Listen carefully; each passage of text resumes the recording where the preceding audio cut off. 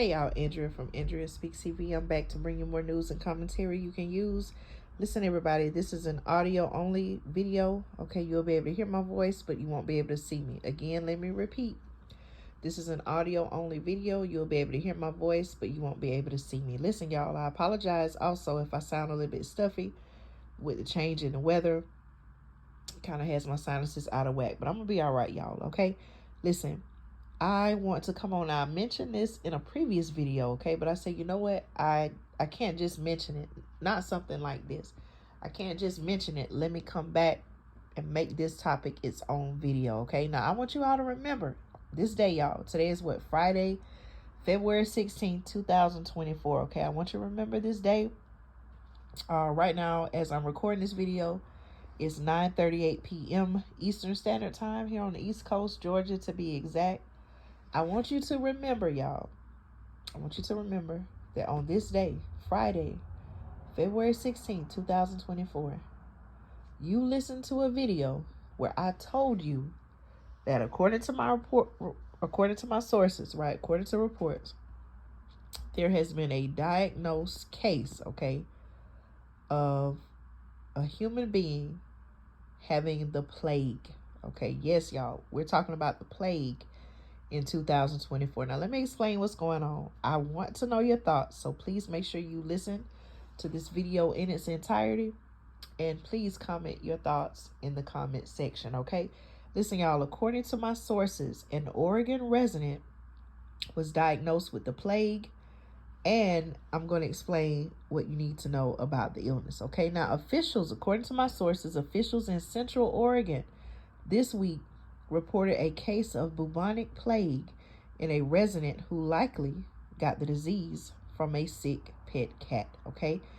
The infected resident and the resident's close contacts have all been provided medication, public health officials are saying, and even people in the community, they're being told, are not believed to be at risk, okay? The cat was also treated, but according to sources, did not survive, okay? Now, listen, have you heard of something like this happening in your adult life? Someone having the plague? Okay, I can't say that I have now. Plague, okay, my sources say that plague isn't common, but it also isn't unheard of in the Western United States, okay, where a handful of cases occur every year. I didn't know this, y'all. I'm just learning new information. I thought plague was something that hadn't been around for maybe hundreds of years or something like that before modern medicine. I don't know, y'all. I could be wrong. Let me know your thoughts, okay? Now, my article says it's different from Alaska pox, a rare recently discovered disease that caused the loss of life of a man in Alaska last month. Now, remember when I told y'all how in the world, where in the world are all of these ancient, biblical, historic diseases, it seemed like? What do you mean by all of that, Andrea? Okay, now, I could have maybe been exaggerating, but the point I'm trying to make is, why is it that diseases, illnesses, sicknesses, right, that have not been heard of, there have not been cases in decades or maybe hundreds of years, right? How all of a sudden, I'm still asking this question, okay? Does anyone have an answer? The question that I'm asking is, how are all of these illnesses, diseases, sicknesses coming about in recent times, right? Currently, we're in 2024. Some of them we started hearing about in 2023. Where are they coming from? Why are they popping up? What's really going on? Okay.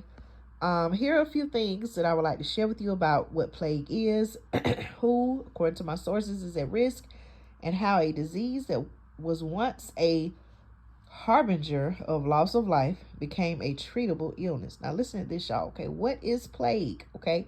Plague. That's Plague. It's an infectious disease that can affect mammals. It's caused by the bacterium Yersinia pestis. Okay, that's Yersinia pestis, pestis, which is carried by rodents and fleas. Sunlight and drying can actually cause the plague bacteria to be done with. Okay, y'all know what I mean by that, right? On surfaces, according to the U.S. Centers for Disease Control and Prevention, which we call the CDC, Humans and pets suspected to be sick with plague are typically treated with antibiotics and sometimes with other medical measures. Now, plague symptoms can manifest in a few ways, according to my sources. Bubonic plague, the kind contracted by the Oregon resident, happens when the plague bacteria gets into the lymph nodes. It can cause fever, headache, weakness, and painful, swollen lymph nodes. It usually happens from the bite of an infected flea, according to the CDC. Okay, please let me know your thoughts, y'all. They also have something called septismic plague symptoms. Okay, happen if the bacteria gets into the bloodstream. It can occur initially or after bubonic plague goes untreated. This form of plague, my sources say, causes the same fever, chills, and weakness, as well as abdominal pain, shock, and sometimes other symptoms like bleeding into the skin and blackened fingers, toes, or the nose. The CDC says this form comes from flea bites or from handling an infected animal. Okay, all of this sounds very concerning, but I just want you to get a visual of exactly what is going on here. Okay, now the pneumonic plague. Okay, listen to this, y'all. The pneumonic plague, it says, is the most serious form of the disease, and it occurs when the bacteria gets into the lungs. Pneumonic plague adds rapidly developing pneumonia to the list of plague symptoms. It is the only form of plague that can be spread from person to person by inhaling infectious droplets. Okay, my goodness, y'all, this is a lot to process here. How did we even get to this point is my question. Okay, all forms of plague, my article says, are treatable with common antibiotics, and people who seek treatment early have a better chance of full recovery. That is according to the CDC. Okay, what are your thoughts listening to all this information, y'all? Please let me know. Comment below what's happening. Okay, the question I'm asking is, how is it that these ancient, historic, prehistoric illnesses are just popping up all out of the blue? Okay, now the question was asked about the risk of plague. Okay, and my sources say that in the U.S., an average of 7 cases of human plague is reported each year, according to the CDC, and about 80% of them are the bubonic form of the disease. Most of those cases were in the rural western and southwestern U.S. Okay, a welder in Central Oregon contracted it in 2012 when he pulled a rodent out of his choking cat's mouth in 2012. Did y'all just hear what I said? Listen to this. I'm gonna say it again. A welder in Central Oregon contracted it in 2012 when he pulled a rodent out of his choking cat's mouth in 2012. He survived but lost his fingertips and toes to the disease. A Colorado teen contracted a fatal case while hunting in 2015, and Colorado officials confirmed at least 2 cases last year, one of them being fatal. Okay, worldwide, most human cases of plague in recent decades have occurred in people living in rural towns and villages in Africa, particularly, my sources say, in Madagascar and Congo, according to the Cleveland Clinic. Okay, what can be done so that people can reduce their risk of plague? They're saying by keeping their homes and outdoor living areas less inviting for rodents, by clearing brush, and junk piles, and keeping pet food inaccessible. They're also saying that ground squirrels, chipmunks, and wood rats can carry plague as well as other rodents, and so people with bird and squirrel feeders may want to consider the risk if they live in areas with a plague outbreak. Okay, oh my goodness, y'all, that sound concerning. Plague outbreak. Now, the CDC says that the repellent with DEET, let me say that again, y'all. The CDC says repellent with DEET, D-E-E-T, can also help protect people from rodent fleas when camping or working outdoors. Okay, flea control products can help keep fleas from infecting household pets. If a pet gets sick, they should be taken to a vet as soon as possible. That is according to the CDC. Now, listen to this, y'all. This is what I'm saying. Okay, the question came up. Isn't the plague from the Middle Ages? Listen to this, y'all. Okay, there was something called the Black Death. Okay, you can look that up. But my sources say the Black Death in the 14th century was perhaps the most infamous plague epidemic, causing the loss of life of up to half the population as it spread through Europe, the Middle East, and Northern Africa. It began devastating communities in the Middle East and Europe between, listen to this, y'all, we're in 2024, right? Listen at when this happened. It began devastating communities in the Middle East and Europe between the years 1347 and 1351, and significant outbreaks continued for roughly the next 1400 years. So again, y'all, we're in 2024. These are diseases that have been around, right, since however many years ago.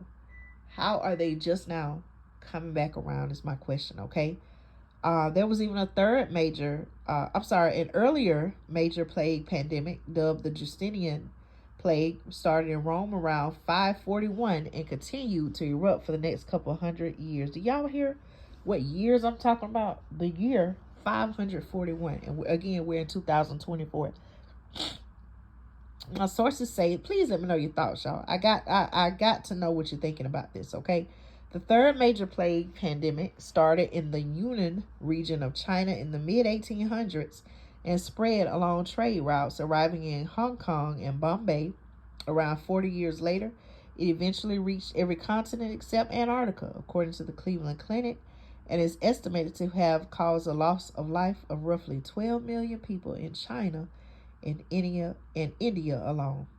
Okay, even in the late 1800s, an effective treatment with an anti-serum was developed. That treatment was later replaced by even more effective antibiotics a few decades later. Okay, though plague remains a serious illness, my sources say, antibiotic and supportive therapy is effective for even the most dangerous pneumonic form when patients are treated in time. That is according to the World Health Organization. Okay, I know I have read some very concerning information, some very what even may seem like puzzling information, okay? But again, please let me know your thoughts. This is all very concerning. I keep asking the question. I have not gotten an answer yet. Maybe you have the answer. Maybe you can share it with me, okay? Why is it now that all of these historic, several decades ago, hundreds of years ago type diseases, how are they just now popping up again? Okay, they're saying that in this particular case, it may have come from a cat. Okay, is it still safe to have cats? Okay, what are some things that should be looked out for? Are you concerned by this in any way, or do you feel like this is just another scare tactic? Okay, let me know your thoughts on this, y'all. I'm curious to know what you're thinking. It is very concerning. Again, I asked the question, where is all this coming from? Okay, what has changed? What is being done differently to where all of these things are now all of a sudden popping up? Okay, I want to know your thoughts. Thank you always for your support. I appreciate each and every one of you all. Stay tuned for more news and commentary you can use right here on Andrea Speaks TV.